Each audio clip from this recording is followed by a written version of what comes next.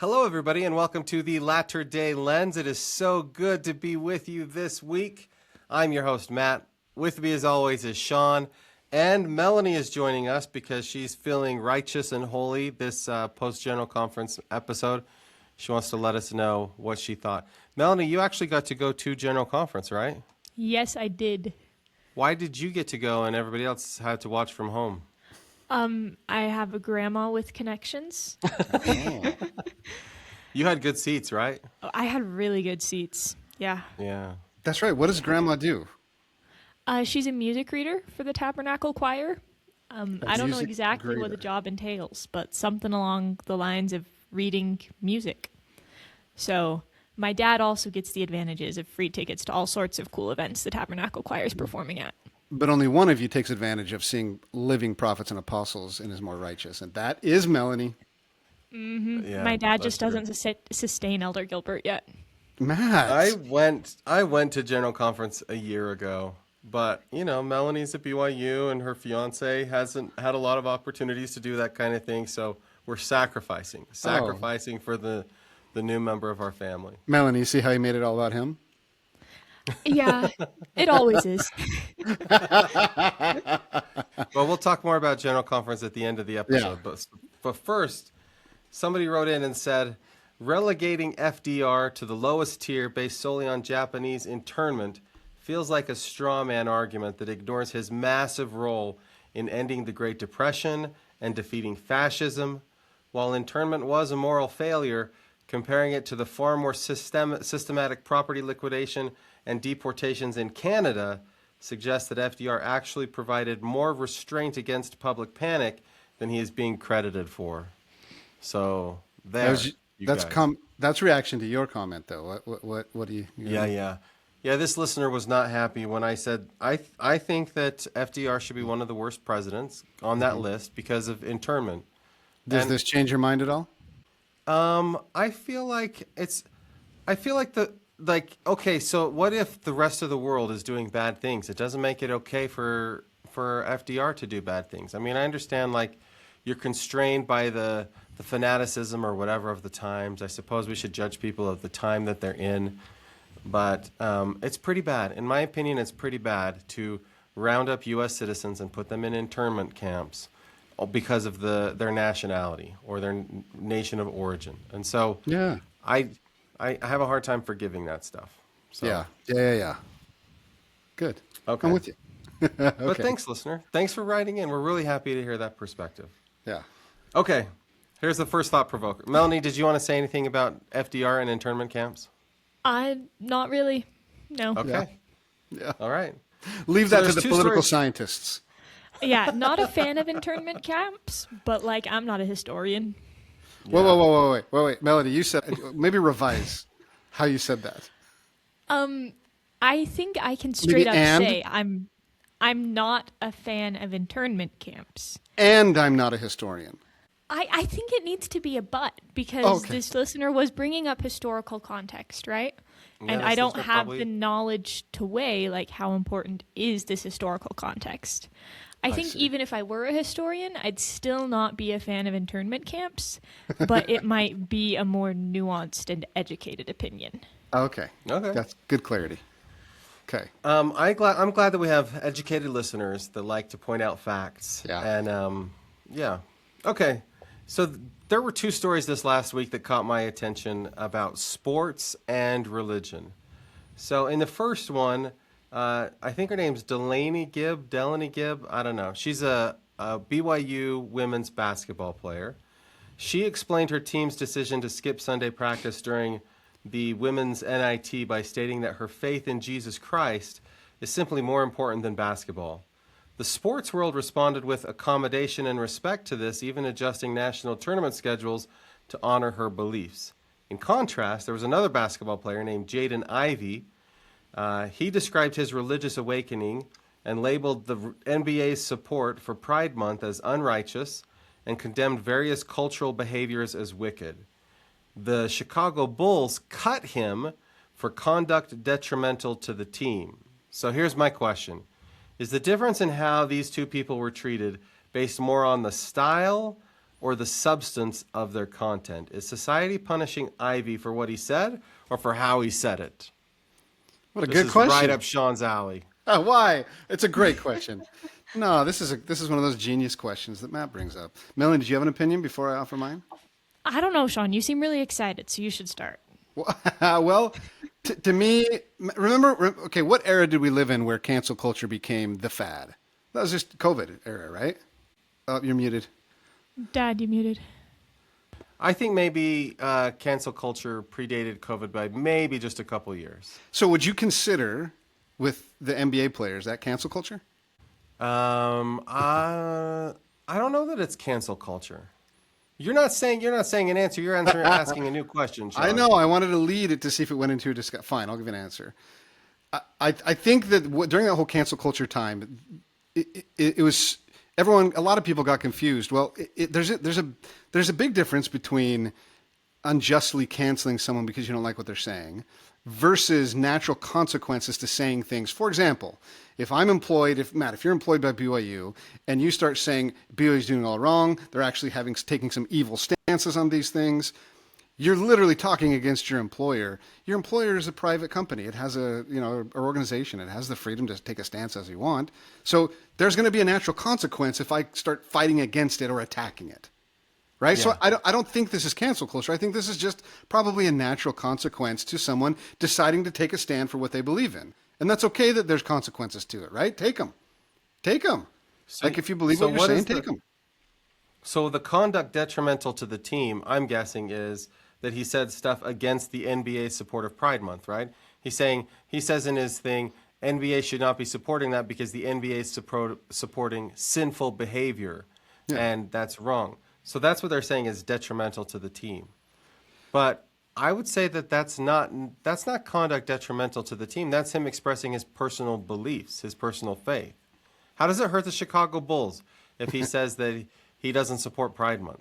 That doesn't hurt the Bulls or the NBA. Yeah, I mean, I agree with you, of course. But I think if the NBA's stance is, we as an organization support Pride Month, and one of my employees goes, no, we don't, it's evil, and you're stupid for doing that.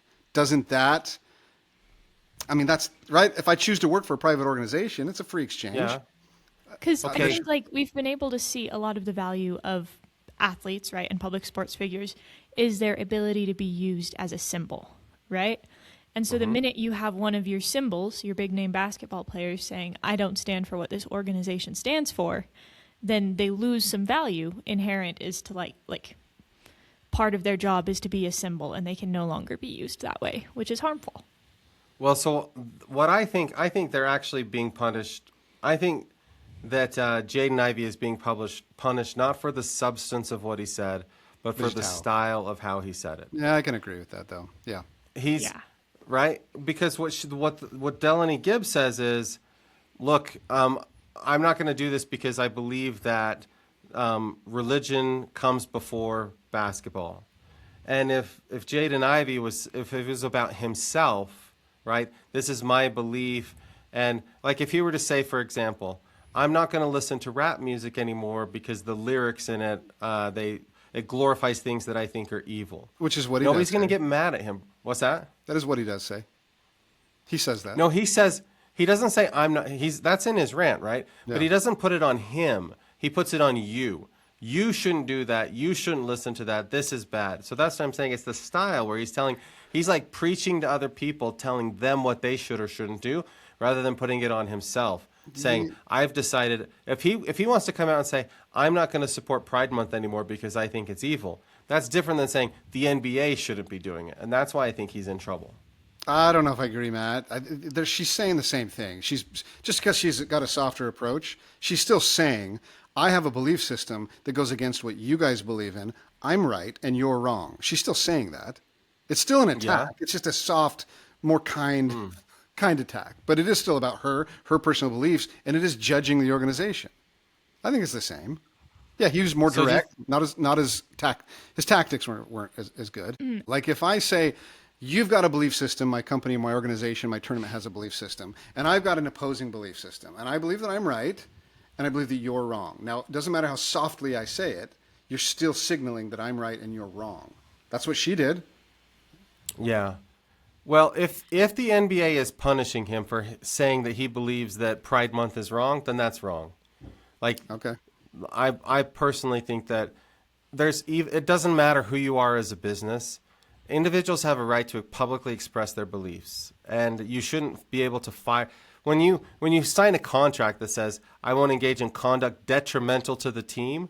In what circumstances that ever I will never express my own personal religious beliefs. Like that should be something that. So would you support a civil lawsuit for, violating his freedom of speech then in this case? If I were Jaden Ivey, I would 100% sue my employer for unlawful termination. I would say, what did I do that hurt the Chicago Bulls in any way? And by the way, if he was a great basketball player, there's no way that, imagine, Shawn, think about all the things we see NBA players do that they don't get cut for, right? Yeah. So the fact, that's, yeah. I saw a meme that highlighted all of the NBA players who have been either accused or convicted of basically punching, beating, abusing their spouses or their girlfriends. Yeah. With no consequences. And then this guy comes out and says this, and he's fired. Yeah. Right. Kobe Bryant was accused of rape, right? Yeah. And he had to so was Derrick Rose, like both of them. Yeah, right. So I have a real problem if you're going to fire somebody because they express their belief. It just becomes dangerous in society if I can't express my own personal belief. Now, you can disagree with that person, right? There's no problem with somebody saying, well, fundamentally, I disagree with you, right? I don't think that, and even the team or the coach or whoever can say, well, we disagree about Pride Month. But I was thinking, because what the BYU basketball player said, it just seems softer. It just seems like less combative. And so that's why I think she was treated differently. But if it's just about the LGBTQ stuff, then, that's wrong.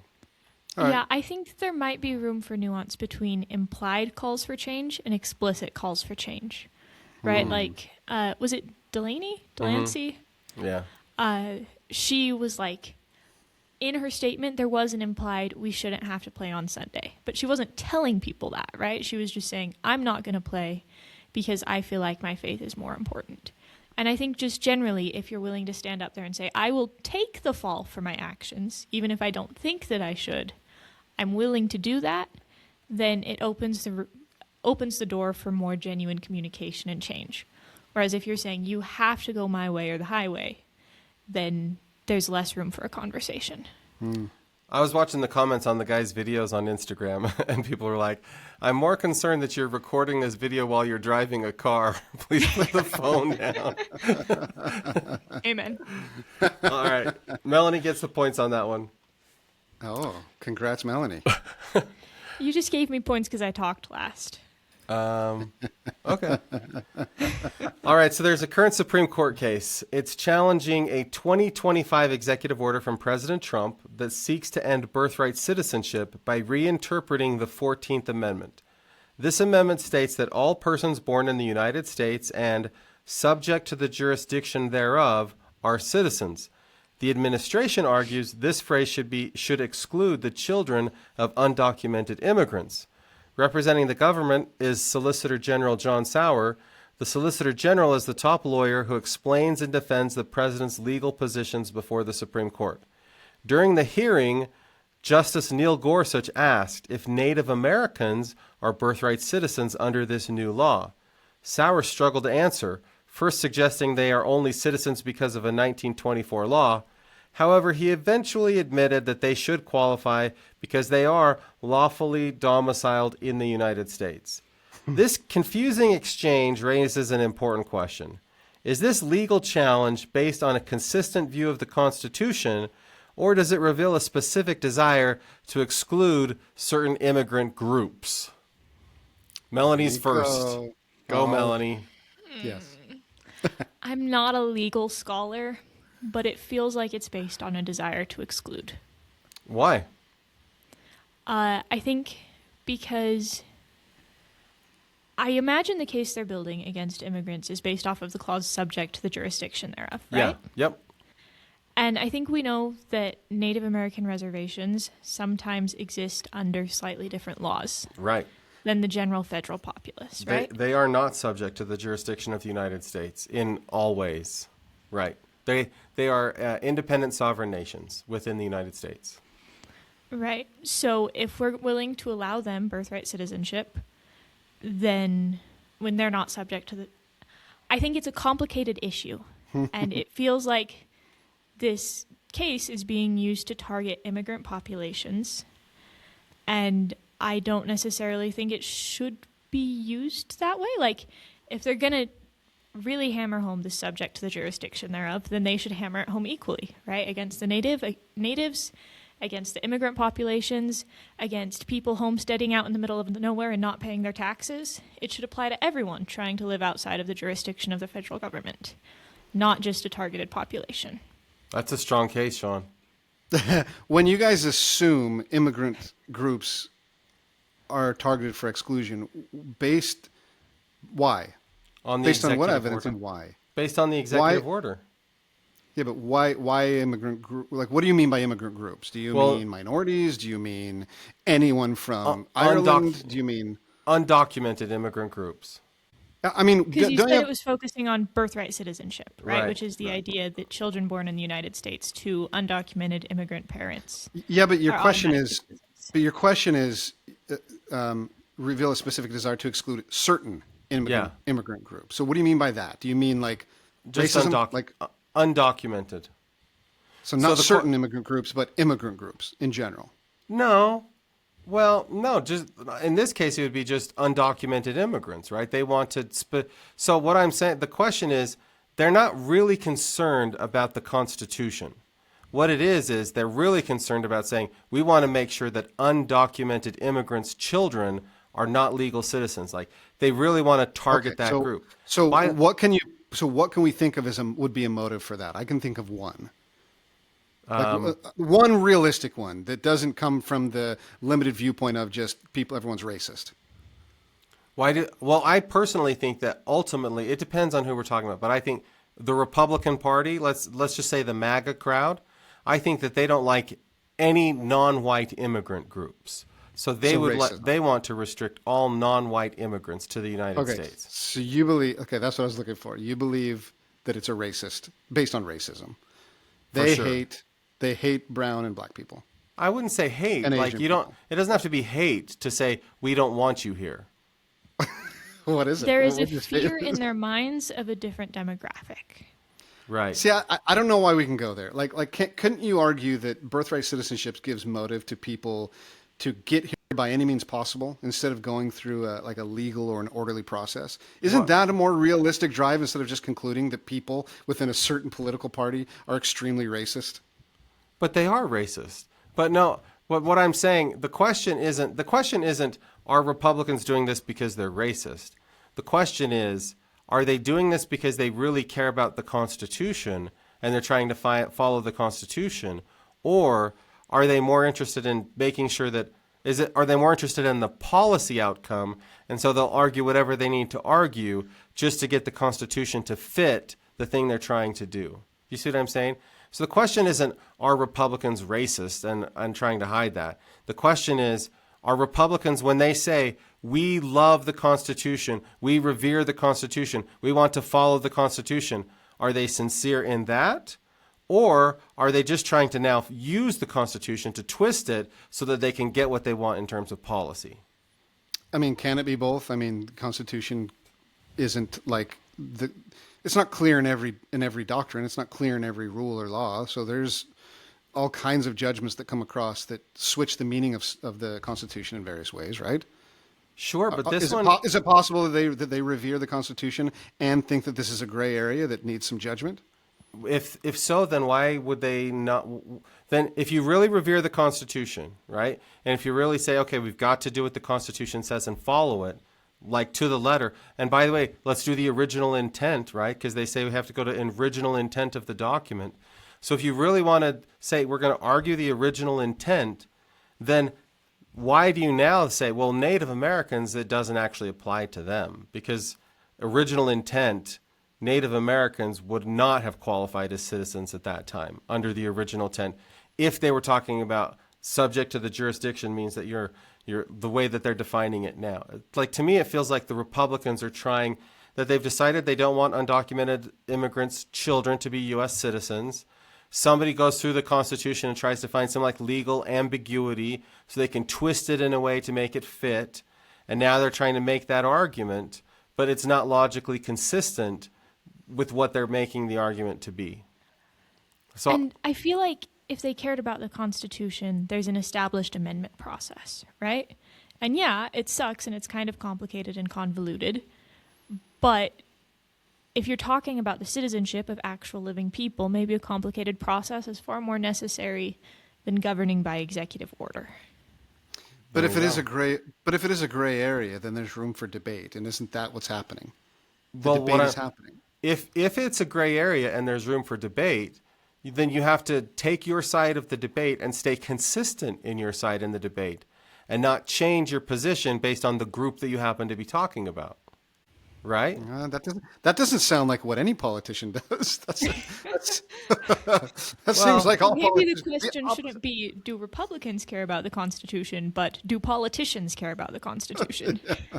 Yeah. Great question. I think that's a better question. Yeah, well, so the reason I bring this up is because Mike Lee is a member of our church, right? An active member of our church, and calls himself a constitutional scholar and says he reveres the Constitution. And he's a proponent of this particular view of the Constitution, which, by the way, I don't think the 14th Amendment, it even suggests anything close to that. And so I just think I think that there are a lot of members of our church that are following this debate. And I just think it's important to point out that even conservative Republicans who say they love the Constitution don't stick with their position if it implies something that they don't want it to imply. They suddenly change their interpretation of the Constitution. So, Matt, you know better than me. Does the Constitution of the United States, is it explicit and clear about birthright citizenship? Yeah. Well, in my opinion, it is. Even this phrase here, subject to the jurisdiction thereof, right? It says everybody who's born in the United States and subject to the jurisdiction of the United States is a lawful citizen of the United States. To me, that's clear. So then I guess if their argument is then it's not clear and we're going to debate it to try and get something we want, you're going to judge that as, well, that's inconsistent and hypocrisy. No. Right? I'm fine if you want to say the phrase subject to the jurisdiction thereof. If you want to argue that means that if you're undocumented, you're somehow not subject to the jurisdiction of the United States. I don't even know how you make that legal leap. But if that is what you want to say, is that somehow an undocumented immigrant in the United States is not subject to the jurisdiction of the United States, then don't you have to argue that Native Americans are not subject to the jurisdiction of the United States, since they live in sovereign nations? And then, furthermore, if you want to go historically and say, what did that amendment mean at that time? Well, we know that Congress stripped all Native Americans of their U.S. citizenship 20 years after this 14th Amendment was passed. So there's no way you could argue that at that time when they passed the 14th Amendment, they intended that Native Americans born on reservations would be U.S. citizens. So what I'm saying is, if you want to make that argument in the conservative framework, you have to conclude that Native Americans as well are not birthright citizens. But they're not making that argument. That does seem logical. Yeah. What are you going to say, Melanie? I just think, if you want to make the argument that undocumented children are not subject to the jurisdiction of the United States, then you can't be deporting them. Yeah, because they aren't subject to your jurisdiction. Right. They have no authority, right? Yeah, that makes sense. Yeah. That's logical. That is logical. It seems like they have no way to justify this. Yeah, that makes sense. You've convinced me, both of you. Shawn gets the points on this one. For Go, submitting. Shawn. No, not for submitting, Shawn. You get the point, Shawn, because this is something I learned. You remember when you sent me that thing on Instagram about the changes in party identification over the years? Yep. I was like, I think on this podcast, I talk way above the level of the listening audience from time to time. And so you get the point, Shawn, because you force me. I'm like, I feel like I'm explaining this super well, but you're like, no. You got to explain it in a way that you're not just saying two-year-old like me. Right, to the layman. I like that. Shawn, that's my value. You get my points because you make me think about what I'm saying. Right. Right. I don't often change my mind, but at least you make me think about it. And listeners, that's an example of a backhanded compliment and a kind, direct compliment. Well, but that's okay. I love you for it. But I will also, you. Shawn, I'll give you the points because you did your best to try to defend the conservative position on that. right? And It was a listeners, lost cause, but you tried. No, I think you were right, Matt. I misunderstood the intent of your question and started arguing the motive of the Republican Party, and then I finally understood what the question meant and agreed with you. Yeah. But it did require you to dumb it down to my level. but listeners sometimes complain and they're like, "There's nobody on there that's MAGA," and it's like, well, I'm sorry. We're trying. Like Shawn does his best to try to represent like what a conservative Republican member of the church would think. It is I'm trying to be. Huh? Yeah, I'm a little more traditional Republican though. Like the MAGA. I mean, we're about the next topic. We're going to talk about LDS and MAGA, right? That's right. Okay, so there's a recent study based on surveys that have been done for the last 15 years. It shows that members of the LDS Church are moving towards the Democratic Party faster than any other group in the United States. While most members of the church still support the Republican Party, the gap between the two parties has narrowed significantly over the last 20 years.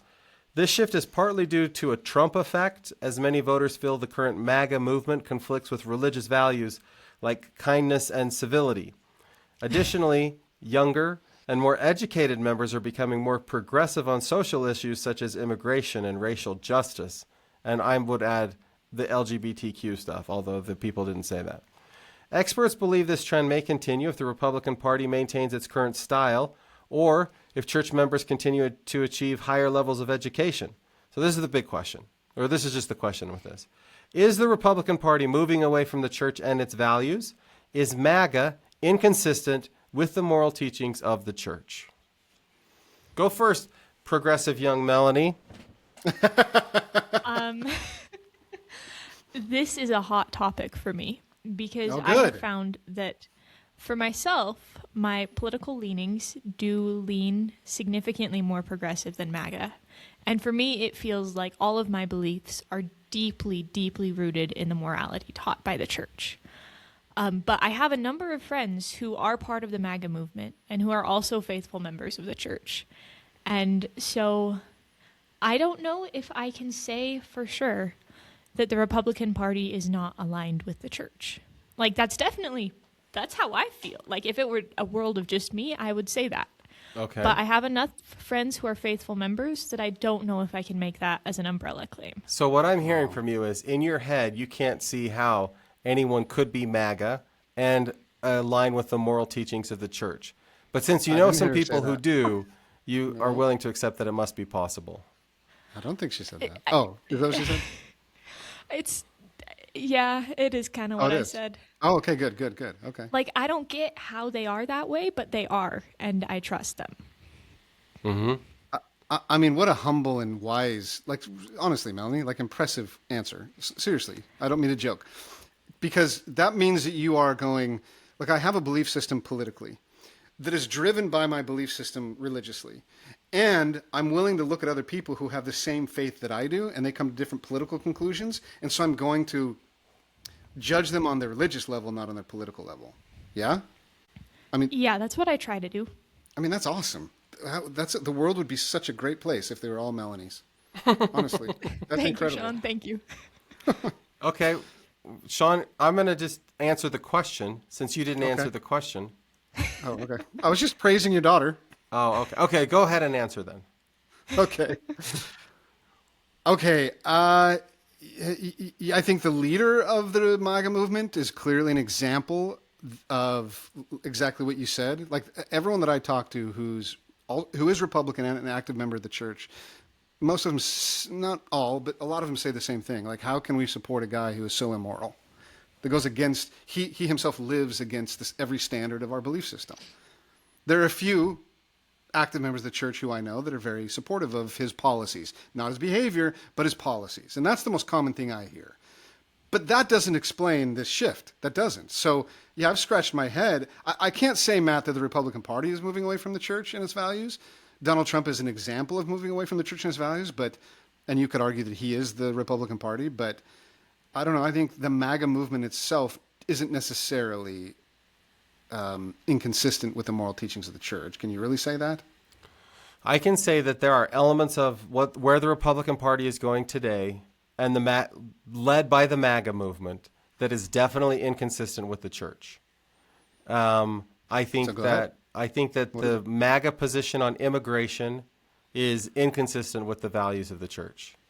I think that the MAGA position on race and equality, the anti-DEI stuff, is inconsistent. I think that the willingness of the MAGA movement to... Hang on. Are you suggesting that the church practices DEI? Is that what you're saying? Yes. Yeah. What? Yeah, for What? sure. What evidence do you have of that? So, in my There's opinion... no way. In my opinion, DEI is the same as belonging. And so when the church says we all belong to the church and there's a place for us all in the church, to me, that's what DEI is. But you can't just change the definition of DEI. But The world and the Democrat definition of DEI is explicitly putting quotas together to bring in people, whether they're qualified or not, to tick a box for basically racism. Okay, They have to be a certain race no matter what. But the Republican approach to DEI at the moment is to fire everybody who's a racial minority, or to fire everybody. What? Yeah, that's what they... Whoa. You're my political scientist, so I'm going to be open-minded. Yeah. But how can you possibly make that claim? Where is the evidence of that? I mean, there are at least 100 stories in the news of people that Doge fired for DEI things simply because of their race, because they were a woman or because they were a minority. That happen all throughout the federal government. And then you look at what Pete Hegseth is doing in the military. Wait, hang on. Did they get fired because they were Latino or a woman, or did they get fired because they were hired under a unjust DEI law? I mean, and unjust... because they dismantled the DEI standard. But should it matter why they were hired, or That's what I'm saying. should it matter the work they'd done since they were hired? Right. It doesn't matter if you're firing somebody. But what evidence do you see? You've just jumped to a conclusion, though. Maybe they did keep on the people who were performing, no matter their skin color or sex or gender. Maybe they did. You don't know that. Well, How do you know that? I just did a survey of let me think, 800 federal employees, asking them what happened, and according to them, they were firing racial minorities and women. Okay. Yeah. All right. Well, so anyhow. So I think that that's wrong, right? If whether or not that's happening, I guess we could disagree. But I agree that it would be wrong. It would be absolutely dead wrong if it was happening. Yeah. I'm with you. I think that the MAGA movement and the Republican Party at the moment, I think that what they're doing in terms of military, where they're just killing people in other countries, I think that that's wrong. Melanie agreed. Did you agree, Melanie?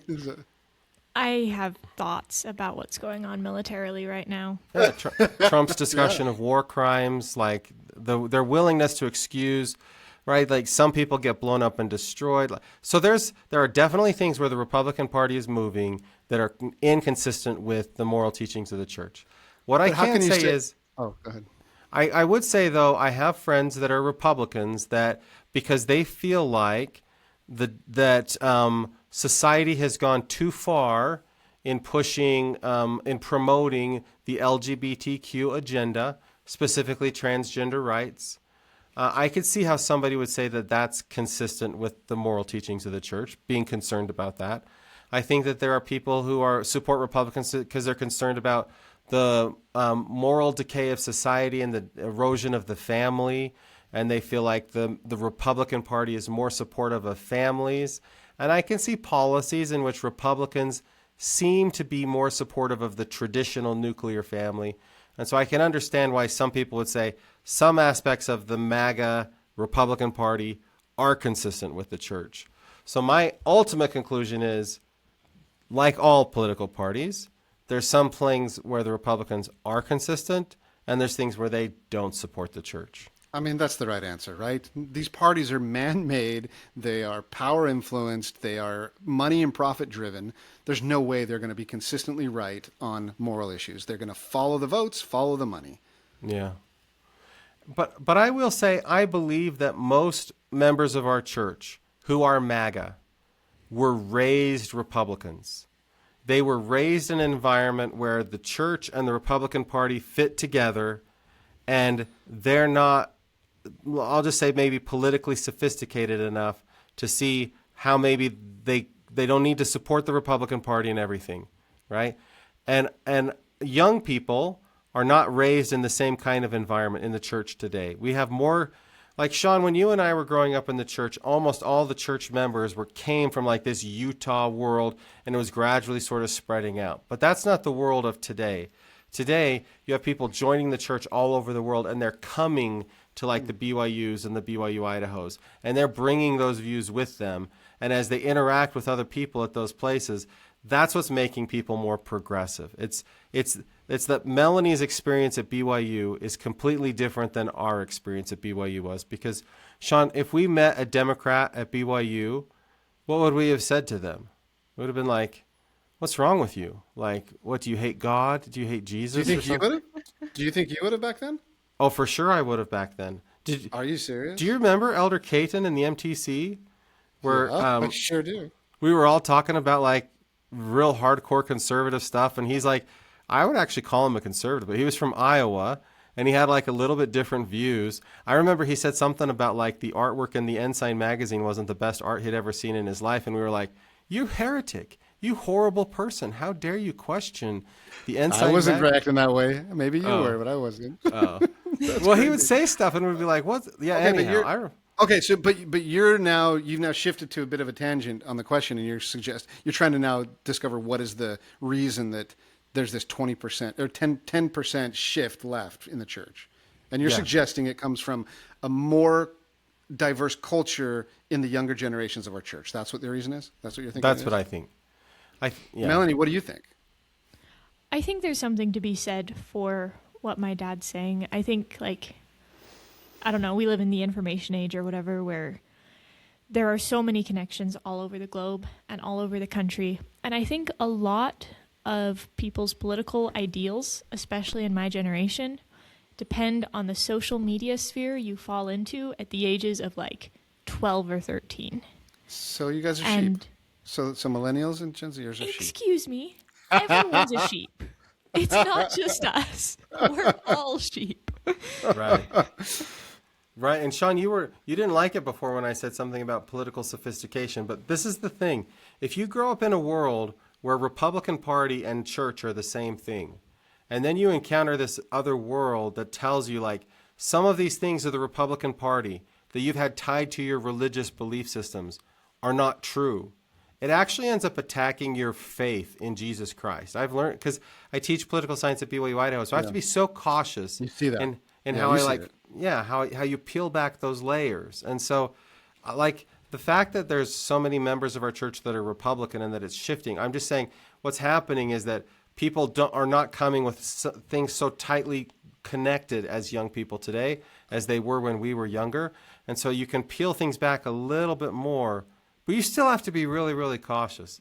Like, I'm glad you're in that position, Matt, honestly, because I think one of the biggest problems, right, the scriptures teach us about, I know thy works, they're neither hot nor cold, but they're lukewarm, and I would that they're hot or cold, because if they're lukewarm, I spew thee out of my mouth. I think what you're suggesting is, if I'm raised a certain way, a sheep, Melanie, a sheep, and I'm attaching my politics to my religion, just as a sheep, just because that's what everyone does, and that's what everyone believes, that is lukewarm mentality. And you're right, I like when that gets challenged. Go, Melanie, what? I think that it's very hard for most people to separate politics and religion. I think it's not inherently a sheep mentality, because I think our political stances, we take our political stands based off of what we believe is morally right, the majority of us at least. And I think our morals are inherently shaped by our religious beliefs. So I think it's not necessarily wrong to say, I think most people don't sit down and say, how have my religious beliefs shaped my morality, and how has my morality shaped my politics? Because that's a mess. And I think not everyone has the time and resources to sit down and sift through all of those things. So while, like, yes, I wish everyone would, I don't think it's fair to call people sheep for having those connections in their heads. Okay. I'll give you an example, Shawn. Good defense, Melanie. I had a conversation with a BYU Idaho student today, and they were saying, we were talking about these, because President Oaks gave that beautiful talk, and he was talking about how the world's not quite so toxic, and he was in a fight with somebody, and he's like, I'll admit it, I'm a little bit homophobic, I'm a little bit sexist. He's like, I'm maybe a little bit racist. He's like, but I'm not really racist. I just think racist jokes are funny, and there aren't really any other jokes that are funny. There's like basically dad jokes that aren't that funny. and the racist jokes are the only jokes that are really funny. And I was like, you know that like President Meredith spoke about that specifically, saying we shouldn't tell racist jokes. They're not funny. And he's like, it really took him back. And he's like, yeah, but they're the only jokes that are funny. Like, it's not like I really believe that stuff. It's not like I really think that stuff, right? And so I know, Shawn, when I say to you, like, Republicans are racists, that you're like, no, they're not. But what I'm saying is, like, it's this stuff that people are raised with. It's the way that they feel, the way they experience the world, and it's all tied together in their faith. And to say to them, your religion teaches you racism is wrong, they're like, well, I know racism is wrong. It's wrong for me to hate people of another race. But to say, but that also means racist jokes are wrong. Then they're like, whoa, whoa, whoa, whoa, whoa. Now you're like making me feel uncomfortable about like that's just the world a lot of people live in. Can I provide another example of this? Yeah. I was talking to one of my friends in the physics major the other day, and I'm in a course on the Middle East right now. Awesome. Great time. But I was talking to my friend, and he was like, well, I really think that Islam as a belief system is inherently less moral than Christianity because it's not based on the teachings of Jesus Christ. And he and I ended up having like this whole conversation about it. And like all I wanted to do was help him see that that belief is inherently dangerous. Because the minute you believe Islam as a belief system is less moral than Christianity, then suddenly it's an easy generalization to make about all people who practice Islam. And it was a really hard conversation to have with him because in his mind it was so true that Christ is the source of all truth and truth is the source of morality. So Christianity must be more moral than any religion that doesn't believe in Christ. And then it's just a baby step from that to saying we can restrict the religious liberties of Islam because it's a less moral religion than ours. Right. And that wasn't the claim he was pushing for in that moment. Right. But it was a very scary foundation to have. But in fairness, because I have Democrat friends too, we have Democrat listeners. For you Democrats, same you guys, right? Democrats are supporting plenty of things that are not consistent with the values of the church. And Melanie, who's super progressive, can tell us what they are. But there's definitely things that Democrats support that's not consistent with the church. You overestimate my knowledge of politics. You can't think of a single thing the Democrats support that's inconsistent with the values of the church. It's okay if you can't, because Shawn will jump in and help you. Yeah, I need to phone a Shawn. Matt named a bunch of them. Well, I don't even need to name them, Matt. You're the ones that named them. Yeah. You said the Republican values that are against all that, the whole big list you gave. Those are Democrat stances for sure. Yeah, you named them. I would say this, and I want to be careful how I say it, but I think that the Democrat Party makes people believe in a utopia that can't possibly exist. And they make people believe that if everybody could just come along and see things the right way, that we could all live in this utopia and everybody would love each other and everybody would be equal and there would be no problems. And that's not a reality. Like when situations where I'm in where the Democrats are running everything, some people are still feeling left behind, but they feel silenced about it along the way. And so there's sometimes this dream of like this Democrat socialist utopia that doesn't feel so utopia-like. Would you agree with that, Shawn? Yeah, for sure. Because you're living in a wonderful... your state is dominated by Democrats. You know what it is when Democrats get what they want. Does it feel It's a utopia, right? I live in the very conservative end of this utopia. Remember, San Diego's very conservative. Sure, but and you've been to San Francisco, Matt. Is that the utopia you're talking about? Well, I want to know this, Shawn. What is gas prices the last time you looked in your area? Nearing $6. Oh, right, and it's probably like 4 or something like that where I'm at, right? And that Melanie is your Democrat liberal utopia. Right. I know. It prices some people out, right? It prices some people out of... Not everybody gets to experience the joys of the Democrat utopia because... It's an exclusive utopia, that is for sure. That, to me, is not consistent with the values of the gospel of Jesus Christ. Okay, let's move to the big question because it was General Conference, and I want to know, what are your takeaways from General Conference and anything we should do differently moving forward? Wow. Yeah, I want to pose a question to follow up this question. Okay. Because as I was listening to President Oaks' remarks in the Sunday morning session, where he talked about loving our neighbor and practicing charity, I was getting a lot of like politically affirming pro-Democrat messages, like we just talked about. So Shawn, I'm curious, as someone who doesn't have the same instinctive political leanings that I do, what were your takeaways and like calls to action from that talk? Same as yours.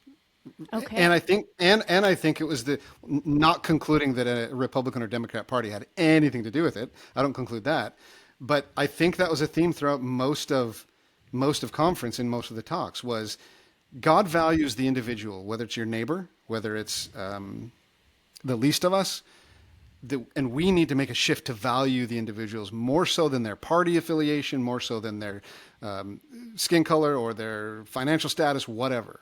So yeah, I've heard that a lot, Melanie, that only Democrats care about the poor or their neighbors. I don't understand that. Here's my lived experience with that, Melanie. Whenever in my ward that is 90% Republican and I have 10% of my friends who are Democrats, whenever someone is in need, and this is overspeaking it maybe a little bit, but this has happened 5 or 10 times, the Republicans come together and start giving of their own stuff. The Democrats go, the church will take care of them. I know that's a generalization, but they don't show up and they don't participate. They literally go, look, the reason we pay our tithing is because we have a system where we are contributing and the government or the organization will take care of these people. The Republicans go, what organization to take care of the people? We are the people that take care of our people. But that's just an anecdotal experience, Melanie. I know that. I know that's not everywhere, but I do see that in real life. This is an interesting observation. I like this observation. I think it's interesting and important.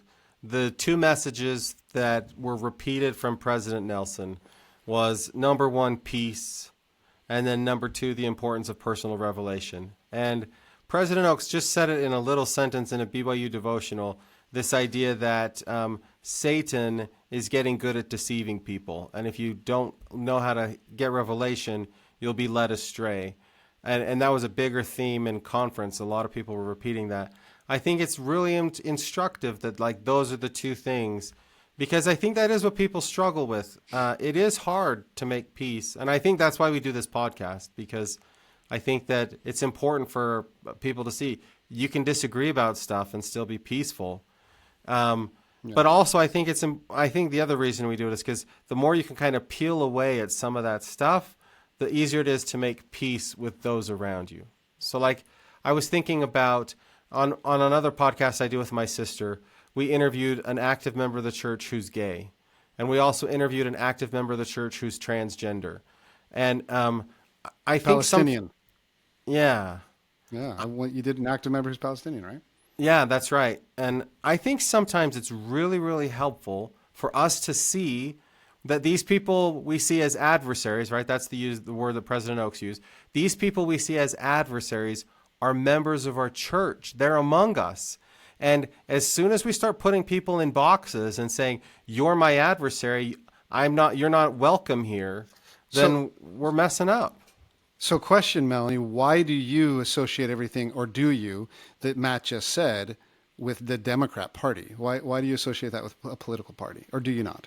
I think my experience thus far has not been perfect by any means, right? But from what I've seen in my life, the people I know who are like hardcore MAGA Republicans are far more likely to make... Okay, actually, I think what it is, I know way more Republicans than I know Democrats. So every fallacy of humanity, right? Every harsh judgment or overstatement or violent reaction, I associate with a Republican. Amazing. Because I don't know enough flawed Democrats. How insightful, Melanie. Okay, so you've got that is really insightful. That sounds like an epiphany. I also think the Democratic Party markets itself as the party of inclusion, right? Because in some ways it is. Whether affirmative action or DEI, I think is what you guys were calling it, whether it's the perfect approach or not, it is the approach that works on targeting the racism that's ingrained in our society, right? The Republican Party doesn't have an alternative to that. And the Democratic Party has more welfare programs, right? So if I say, oh, let's take care of the poor, which party do I see doing that as a party? I see the Democrats doing it. So what do you think of my anecdotal reaction to that? Literally, So where I I see think the what it Democrats. is- Go ahead. The Democrats are used to trusting the institutions. Yeah. They say, if we want to take care of the poor, let's fund programs to take care of the poor. Yeah, so and they then say, and then they tithing don't is get the him. program we're funding to take care of the poor. But then they The don't get him. Republicans would rather do it themselves. That's right. So they don't get involved in taking care of the poor, ever. Everybody's flawed. Okay. Well, I wouldn't say. But I will say- you have a generalization there too, Shawn, because you do know Democrats that give to the poor. Like, yeah, Levi's a Democrat who we know helps out poor Yeah, but- whenever he yeah, gets a chance. Yeah. But Levi is one of the most special people I've ever met. That guy is. So you're doing the same thing as Melanie in reverse. I told you it was anecdotal. I know it's anecdotal. I had another conference takeaway, though. Yeah. Yeah. I think another message I got, I can't remember if someone said it in a talk or if it was in a book I was reading. I don't know. This weekend's been a blur. But I got a very strong message that if you want to change a society, the best thing you can do is change as an individual. Right? And I think with President Oak's message to love our neighbor and take care of those around us, and with Shawn's anecdotal evidence, right? I think we can say we have these parties that are proposing these grand societal changes, but which party we align with matters way less than how we are choosing to live in our personal lives. Are we taking steps to see people who aren't normally seen? Are we taking steps to love the people who are hard to love? Are we listening when someone may point out a gap in our understanding? And I think if all of us as members, regardless of our political parties, focus a lot more on what we are doing and who we want to become, that's like the best solution. Mic drop, Melanie. Awesome. Beautiful. I love that. Thank you. Thank you. Hey, everybody. I'm sure that we said something that made you mad this week. Probably it's because we want to let you practice loving your adversaries. But also, we're happy to hear from you. Let us know what you think. We'll read your comment, even if it's nasty and mean. I'll just soften it a little bit. Okay, everybody. Thanks for joining us. We'll talk to you again next week.